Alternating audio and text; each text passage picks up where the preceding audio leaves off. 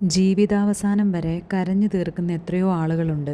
ഈ ടോക്സിക് റിലേഷൻഷിപ്പിൽ അകപ്പെട്ട് കിടക്കുന്നത് വളരെ പ്രായം കുറഞ്ഞ കുട്ടികൾ മുതൽ നല്ല പ്രായം ചെന്നവർ വരെയാണ്. ടീനേജ് പെൺകുട്ടികളുടെ കാര്യം എടുത്താൽ ഒരു ടോക്സിക് റിലേഷൻഷിപ്പിൽ അകപ്പെട്ട് പോയി കഴിഞ്ഞാൽ അതിൽ നിന്ന് പുറത്ത് കടക്കണം എന്ന് അവർക്ക് ആഗ്രഹമുണ്ടെങ്കിൽ പോലും സമൂഹം എന്നെപ്പറ്റി എന്ത് ചിന്തിക്കും എന്ന വേവലാതി മൂലം അതിൽ തന്നെ പെട്ടുകിടക്കുന്ന ഒരുപാട് കുട്ടികളുണ്ട്.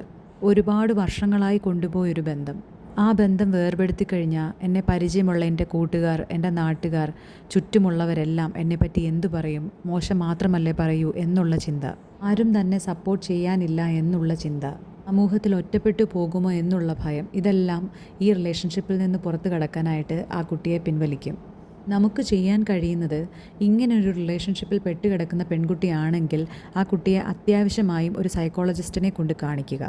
3 or 4 സിറ്റിങ്ങിൽ വെച്ച് തന്നെ മെൻ്റലി ഡീപ്പായി അറ്റാച്ച് ചെയ്തിരിക്കുന്ന ആ ബോണ്ടിൽ നിന്ന് നമുക്ക് വേർതിരിക്കാൻ കഴിയും. ആ കുട്ടിയുടെ മനസ്സിൽ ഇതൊരു ടോക്സിക് റിലേഷൻഷിപ്പ് ആണ് എന്ന് തോന്നലുണ്ടാകുന്ന ആ സമയത്ത് തന്നെ ഇങ്ങനെയൊന്ന് പ്രവർത്തിക്കുകയാണെങ്കിൽ വലിയൊരു വിപത്തിൽ നിന്നും ആ കുട്ടി രക്ഷപ്പെടും. ഇനി കല്യാണം കഴിഞ്ഞവർ ഇതൊരു ടോക്സിക് റിലേഷൻഷിപ്പ് ആണെന്ന് അറിഞ്ഞിട്ട് പോലും അത് മുന്നോട്ട് കൊണ്ടുപോകുന്ന ഒരുപാട് ആളുകളുണ്ട്. ഒരുപാട് ഉപദ്രവിച്ചാലും ചീത്ത വിളിച്ചാലും എന്ത് ചെയ്താലും ഇയാളാണ് എൻ്റെ ലോകം, ഇയാൾ പറയുന്നത് മാത്രമാണ് ശരി, ഇങ്ങനെ അഡിക്റ്റായി കിടക്കുന്ന എത്രയോ ഭാര്യമാരുണ്ട്. ഈ ഉപദ്രവിക്കുകയും ഇറിറ്റേറ്റ് ചെയ്യുകയും ചെയ്യുന്ന സമയത്തൊക്കെ ഇതൊരു ടോക്സിക് റിലേഷൻ ആണെന്ന് അവർക്ക് മനസ്സിലാകും.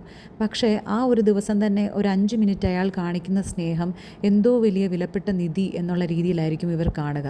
ആ ഒരു 5 മിനിറ്റത്തെ സ്നേഹത്തിന് വേണ്ടിയാണ് ഇവർ ഈ സഹിക്കുന്നത് മൊത്തം. ചിലർ എത്ര സഹിച്ചും എൻ്റെ കുഞ്ഞുങ്ങൾക്ക് വേണ്ടിയാണ് ജീവിക്കുന്നത് എന്ന് പറയുന്നു. ചിലർ സമൂഹത്തെ പേടിച്ച് ജീവിക്കുന്നു. ചിലർക്ക് നമ്മുടെ പാർട്ട്ണറിൻ്റെ സ്വഭാവം ഇങ്ങനെയാണ് എന്ന് മറ്റുള്ളവരെ ബോധിപ്പിക്കാൻ പറ്റാതെ വരുന്നു. സമൂഹത്തിൽ അയാളെപ്പോലൊരു മാന്യൻ വേറെ ഉണ്ടാവില്ലായിരിക്കാം. മറ്റുള്ളവരോട് വളരെ നല്ല പെരുമാറ്റം, എല്ലാവരോടും സ്നേഹത്തോടെയുള്ള സംസാരം, നോട്ടം, സ്വയം തോന്നിക്കഴിഞ്ഞാൽ മാത്രമേ ഇതുപോലുള്ള ടോക്സിസിറ്റിയിൽ നിന്ന് രക്ഷപ്പെടാൻ കഴിയൂ. അല്ലെങ്കിൽ ജീവിതാവസാനം വരെ, അത് ഇന്ന് മാറും നാളെ മാറുമെന്ന് പ്രതീക്ഷിച്ച് കഴിഞ്ഞാലൊന്നും മാറില്ല.